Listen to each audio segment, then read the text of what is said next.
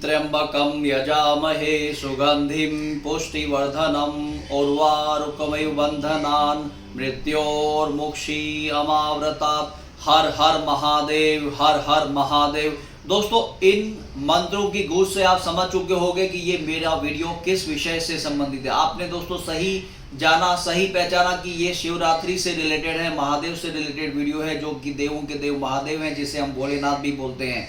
जैसा कि आप जानते हैं दोस्तों, कल यानी कि 11 मार्च 2021 यानी कि गुरुवार को शिवरात्रि है। मैं आपको इस वीडियो के जरिए कुछ ऐसे उपाय, कुछ ऐसे मंत्र बताऊंगा जिससे आप इस शिवरात्रि को इस तरीके से मनाएं जिससे कि आपके जीवन के शारीरिक, मानसिक, आध्यात्मिक और आर्थिक कष्ट दूर हो जाएं और आप आध्यात्मिक उन्नति करने के साथ साथ मानसिक रूप से भी स्वस्थ रहो, शारीरिक रूप से भी स्वस्थ रहो और आपके जो रुके हुए काम है, जो हो नहीं पा रहे, वो पूरे हो जाएं। तो दोस्तों आइए शुरू करते हैं इस वीडियो को। दोस्तों, जैसा कि आप जानते हैं, कल महाशिवरात्रि है। सबसे पहले तो दोस्तों महाशिवरात्रि के हम अर्थ को जानते हैं। हर महीने जो 14वीं जो तिथि होती है तब शिवरात्रि आती है, यानी कि हर महीने की 14वीं तिथि को शिवरात्रि आती है, जो कि अमावस्या से एक दिन पहले होती है दोस्तों, उसे हम शिवरात्रि कहते हैं। और महाशिवरात्रि दोस्तों साल में एक बार आती है, जो कि माघ या फागुन मास के कृष्ण पक्ष में आती है, जो कि अक्सर फरवरी या मार्च में होता है। इस साल वो तिथि जो है वो फाल्गुन कृष्ण पक्ष की 11 मार्च के दिन पड़ रही है, जिस दिन गुरुवार है, उस दिन महाशिवरात्रि है। तो इस दिन महाशिवरात्रि होती है। हर महीने जो आती है वो शिवरात्रि होती है। ये जो इस महीने में यानी कि विशेष करके ये जो माघ मास की जो शिवरात्रि है उसे ही हम महाशिवरात्रि बोलते हैं, क्योंकि इस दिन उत्तरीय गोलार्ध से एक कुदरती ऊर्जा नीचे की तरफ आती है। और इस दिन यदि जो भी साधक है, जो भी व्यक्ति मंत्र जाप करता है, साधना करता है, वो इस दिन व्रत करता है, उपवास करता है, तो उसको शिव तत्व की प्राप्ति होती है, उसके अंदर आध्यात्मिक उसकी उन्नति होती है, उसके जीवन से जो भी अंधेरा होता है वो निकल जाता है और उसकी यात्रा प्रकाश की तरफ जाती है दोस्तों। तो ये शिवरात्रि दोस्तों विशेष है, इसलिए इस शिवरात्रि के दिन दोस्तों आपको क्या करना चाहिए, आपको पूजा पाठ तो करना ही चाहिए, साथ में व्रत करना चाहिए। यदि आप व्रत नहीं कर सकते तो आप दिन भर मौन रख सकते हैं, आप सात्विक भोजन करिए। आप यदि आपको कोई भी गंदी आदत है, मदिरा पान वगैरह, तो वो ना लें। हो सके तो इस दिन संकल्प करें कुछ जीवन में अच्छा करने का, क्योंकि शिवरात्रि, मगर ये है महाशिवरात्रि। महाशिवरात्रि का मतलब ऐसा पर्व जो शिव की रात्रि का पर्व भी बोला जाता है, क्योंकि इसी दिन माता पार्वती और शिव का विवाह और शिव का मिलन हुआ था, इसलिए इसे महाशिवरात्रि भी बोला जाता है। तो इसलिए दोस्तों इस दिन आपको क्या करना है, आपको रात्रि पूरा जागरण करना है। यदि आप पूरे रात्रि जागरण करेंगे तो जो उत्तरीय गोलार्ध से जो ऊपर से कुदरती ऊर्जा आ रही है उसका आप लाभ ले पाएंगे। तो आपके अंदर भी आपको शिव तत्व की प्राप्ति होगी और जिससे आपके जीवन में जितनी भी आपकी समस्याएं हैं दोस्तों वो सारी की सारी निकल जाएंगी। तो आपको इसमें, यदि आप ध्यान के साधक हैं तो दोस्तों आपको क्या करना है, इस रात्रि के दिन जागरण करना है, सोना नहीं है। आपको रीढ़ की हड्डी को सीधा रखना है, क्योंकि रीढ़ की हड्डी में ही हमारे सारे के सारे चक्र हैं और हमारी जो ऊर्जा है वो निम्न ऊर्जा है और जो कुदरती ऊर्जा है वो उच्च ऊर्जा है। तो इसलिए उच्च ऊर्जा हमेशा ऊपर से नीचे आती है और हमारी जो ऊर्जा होती है वो नीचे से ऊपर की तरफ जाती है। तो इस रात्रि के दिन आपको अपनी रीढ़ की हड्डी को सीधा रख के ध्यान मुद्रा में बैठना है। आप 1 घंटा 2 घंटा जितनी देर कर सकते हैं, आप पूरी रात जागें। तो जब आप रीढ़ की हड्डी को सीधा करके बैठेंगे और अपनी सांसों के ऊपर ध्यान करेंगे तो आपको ऊपर से जो ईश्वरीय ऊर्जा जो आ रही है वो ऊपर से आपके अंदर जाएगी और आप शिव तत्व की अनुभूति कर पाओगे। और इस दिन आप अपने तीसरे नेत्र को भी खोल सकते हो। यह तीसरे नेत्र को खोलने का बहुत ही शुभ अवसर है। यदि आप उस दिन मौन रहते हो, सात्विक भोजन करते हो, साफ सुथरे ढीले ढाले हल्के कपड़े पहनते हो, तो आपको ये अनुभूति कर सकते हो। इसलिए इस रात को दोस्तों यदि आप तीसरे नेत्र को खोलना चाहते हैं तो आप पूरी रात जागरण करिए, आपको सोना नहीं है, रीढ़ की हड्डी को सीधे करके बैठना है और आप ध्यान में बैठ जाइए और कुछ नहीं करना है, सांसों के ऊपर ध्यान लगाना है। यदि आपको विचार आते हैं उन विचारों को आने दीजिए, यदि अच्छे आते हैं तो भी आने दीजिए, बुरे आते हैं तो भी आने दीजिए, उसे साक्षी भाव से देखते रहे। धीरे धीरे करके आपको शिव की कृपा प्राप्त होगी और आप कुछ अनुभूति करेंगे। और यदि आपको ये ऊर्जा प्राप्त होती है तो आप जीवन में सभी कष्टों से दोस्तों निकल सकते हैं। आपके जीवन में चाहे किसी भी प्रकार का कष्ट चल रहा हो, आप उन कष्टों से निकल सकते हैं। इस दिन दोस्तों 4 विशेष प्रहर हैं। इन विशेष प्रहर में आपको क्या करना है, मंत्र साधना करनी है, आपको सत्संग करना है, आपको मौन रहना है, आप कोई भी शिव से संबंधित स्वाध्याय कर सकते हैं, जैसे आप शिव पुराण पढ़ सकते हैं, शिव चालीसा का पाठ कर सकते हैं। तो ये जो 4 विशेष प्रहर दोस्तों, पहला प्रहर तो है 11 तारीख के दिन 6:41 से लेकर 9:41 को है। उसके बाद 9:41 से दूसरा प्रहर है 12:41 तक। फिर तीसरा प्रहर है 12:41 से लेकर 3:41 और लास्ट और चौथा जो प्रहर है वो है 3:41 से लेके 6:54 तक। ये 4 प्रहर जो है बहुत ही विशेष है। इन 4 प्रहर में यदि आप ध्यान करते हैं, साधना करते हैं, यदि आपने मंत्र जाप की दीक्षा ली, उस मंत्र जाप को करते हैं तो वो सिद्ध हो जाएगा।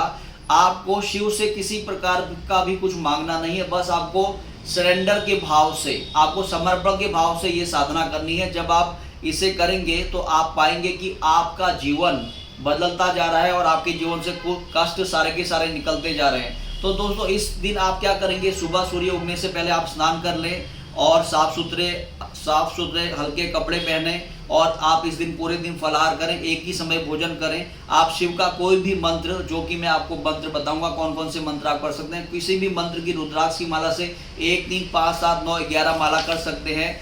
और आपको जैसा कि मैं बता चुका हूँ, कमर सीधी करके आपको ध्यान करना है, आंखें बंद करके, जिससे आपके सातों के सातों चक्रों की ऊर्जा आपकी सक्रिय होगी और बैलेंस होगी, क्योंकि कुदरती ऊर्जा ऊपर से आ रही है तो वो आपको कृपा प्राप्त होगी। और आप जब ध्यान में बैठेंगे तो आपकी ऊर्जा का बैलेंस हो जाएगा और आपके जीवन में बहुत सारी ऐसी एनर्जी आएगी जिससे आप कोई भी प्रॉब्लम सॉल्व कर पाओगे। इस दिन दोस्तों आपको जो मंत्र जाप करने हैं वो उन मंत्रों को मैं आपको बता रहा हूँ, इनमें से आप कोई भी एक मंत्र जाप कर सकते हैं। यदि आप पुरुष है तो शिव जी का जो षडाक्षरी मंत्र है ओम नमः शिवाय वो करिए रुद्राक्षी माला से। जितनी देर आप कर सकते हैं उतनी देर करते रहिए, दिल से करिए, मन से कर दिए और श्रद्धा विश्वास से करिए। यदि आप स्त्री है तो आप नमः शिवाय कर सकते हैं रुद्राक्ष की माला से।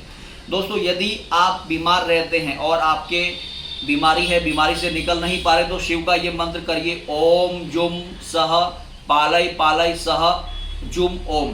वापिस से मंत्र सुनिए ओम जुम सह पालय पालय सह जुम ओम। यदि आप बीमार रहते हो इस मंत्र का ज़्यादा से ज़्यादा जाप करिए। और मंत्र जाप करते टाइम आप एक तांबे के लोटे में पानी लीजिए, उस पानी को लेफ्ट साइड पे रखिए, जल हाथ में लेके संकल्प करिए, फिर संकल्प को छोड़ दीजिए, फिर उसके बाद ये मंत्र जाप करिए, फिर वो जल को आप पी सकते हैं या आपके घर में जो भी रोगी है उसको भी पिला सकते हैं। इससे उसकी बीमारी का समाधान होगा और वो जल्दी से जल्दी ठीक हो जाएगा।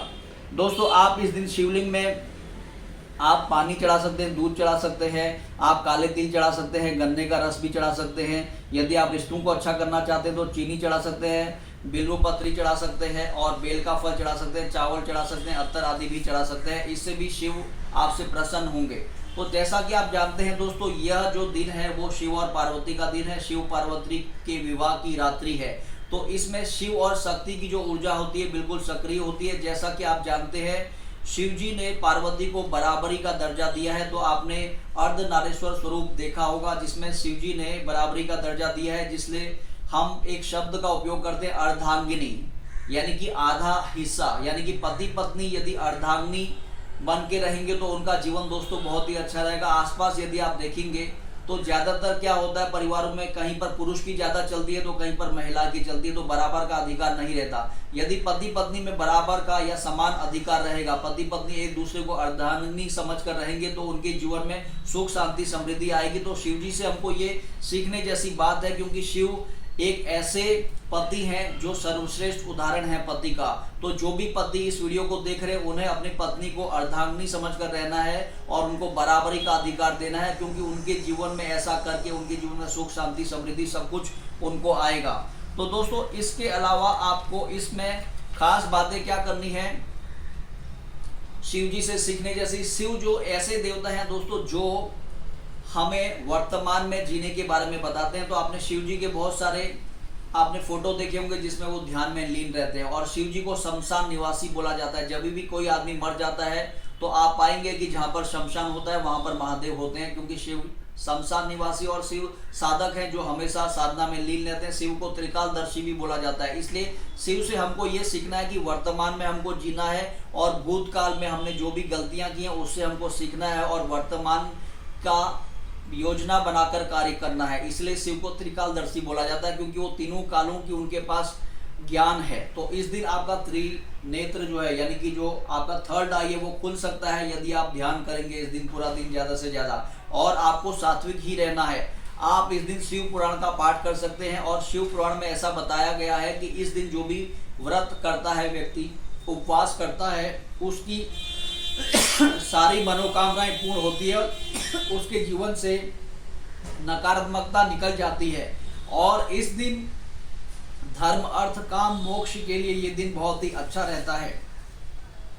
तो दोस्तों आपको क्या करना है, इस दिन कोई भी गंदी आदत नहीं करनी है, मदिरा पान नहीं करना है। और आपको सबसे पहले सुबह उठकर नहा धोकर आपको पंचामृत से शिव जी को स्नान कराना है। फिर माँ गौरी, गणेश, कार्तिकी और नंदी की पूजा करनी है। इसके बाद आप शंकर को केसर से मिश्रित जल आप चढ़ाएंगे और सभी देवताओं को चंदन का तिलक करेंगे। उन्हें 3 बिल्वपत्र, भांग, धतूरा, तुलसी, कमलगट्टा, फल, मिष्टान, पान, इत्र चढ़ाएं, जिससे कि शिव जी प्रसन्न होंगे। आप उन्हें दूध से बनी मिठाई का भोग लगा सकते हैं और रुद्राक्ष की माला से शिव का जो भी मैंने मंत्र बताया उसमें से जो भी मंत्र आप करते हैं उसे करते रहें। 1, 3, 5, 7, 9, 11 की माला में करते रहें। इस दिन आप दोस्तों शिव सहस्त्र नाम का पाठ कर सकते हैं, शिव चालीसा कर सकते हैं, गरुड़ ये क्या बोलते हैं, शिव चालीसा कर सकते हैं। उसके बाद आप शिव का जो स्रोत आता है वो आप पाठ कर सकते हैं। आप शिव जी का कोई भी कथा वगैरह भी पढ़ सकते हैं। अगर आप ऐसा करेंगे तो आपको शिव की ऐसी ऊर्जा प्राप्त होगी जो आप करने के बाद ही अनुभव कर सकते हैं। 5 चीजें जो आपको अवश्य शिव जी को चढ़ानी चाहिए अपनी समस्या के अलावा। आप 1.25 किलो दूध में काले तिल डालकर यदि शिवलिंग में चढ़ाते हैं तो यदि आपको हेल्थ की प्रॉब्लम है तो वो सॉल्व होगी। आपके ऊपर यदि नजर लग जाती है, काला जादू किया है तो वो भी दूर हो जाएगा। यदि आप जलाभिषेक शिव जी के ऊपर करते हैं तो आपकी मानसिक जो प्रॉब्लम है या साइकोसोमेटिक जो भी डिजीज है वो निकल जाएगी। यदि आपको अज्ञात भय है तो वो भी दूर हो जाएगा दोस्तों। यदि आपको भविष्य की चिंता रहती है, जलाभिषेक करने से वो भी दूर हो जाएगी। इसके अलावा यदि आप चीनी का अभिषेक करते हैं तो बच्चों और परिवार से रिलेटेड जो भी समस्या है उसकी आपकी समस्या का समाधान हो जाएगा और इससे क्या रहेगा, आपके रिश्ते बहुत ही अच्छे रहेंगे। और दोस्तों यदि आप घी, चंदन, गुड़ और शहद चढ़ाते हैं तो आपके रिश्तों में मिठास रहेगी और आपका लाइफ बेटर होता चला जाएगा। यदि आप चीनी चढ़ा रहे हैं तो उससे आपका कोई भी रुका हुआ पैसा है, रिकवरी है, वो भी हो सकती है। तो आप ये सारी की सारी चीज़ें शिवलिंग पर आप चढ़ा सकते हैं। इससे आपको ये सारे के सारे फायदे होंगे। तो दोस्तों आपने ये मेरा पूरा वीडियो यहाँ तक देखा तो आप शिवरात्रि को इसी प्रकार से मनाइए ताकि आपके जीवन में शिव तत्व की आपको अनुभूति हो। ज़्यादा से ज़्यादा इस दिन आप जागरण करिए। आपको नहीं सोना है। यदि आप बीमार हैं तो आप कोशिश करें कि आप कहीं पर सीधे कमर, रीढ़ की हड्डी को सीधा करके बैठ जाएं और आंखें बंद करके बस अपनी सांसों में ध्यान करें। तो इस दिन आपको जो ईश्वरीय ऊर्जा है जो ऊपर से नीचे की तरफ आएगी उसकी अनुभूति होगी। यदि आपने 1 घंटा जो कि खास विशेष इसमें है 11:30 से 12:30 जिसे हम निशिता काल कहते हैं, इस 1 घंटे में यदि आपने ध्यान किया तो आपने शिव को अपना समय दिया। शिव के आपने मंत्र जाप अगर मन में करना है तो कर सकते हैं। अगर कुछ भी नहीं करना है तो शांति से इस वक्त बैठ जाइए और अपनी सांसों को देखते रहें, क्योंकि सांस ही शिव है। जिस दिन सांस निकल जाएगी आप शव हो जाओगे। जब तक आपकी सांस है आपके भीतर वो शिव तत्व है। तो शिव तत्व को सांस छूटने से पहले ही अनुभव करिए और इस रात्रि का भरपूर उपयोग करिए ताकि आपके जीवन से सारा का सारा विष निकल जाए और आपका जीवन अमृतमय बन जाए। तो जैसा कि आप जानते हैं शिव आदि है, शिव अनंत है, इसलिए ऐसे शिव को मेरा नमस्कार और आप सबको शिवरात्रि की विशेष हार्दिक शुभकामनाएं। शिव से यही प्रार्थना करूंगा कि यह वीडियो अप्लाई करने के बाद आपके जीवन के सारे कष्ट दूर हो जाएं और आप जीवन में खूब उन्नति करें। दोस्तों आज के लिए इतना ही, फिर मिलेंगे अगले वीडियो में एक और समस्या के समाधान के साथ। तब तक के लिए नमस्कार, धन्यवाद।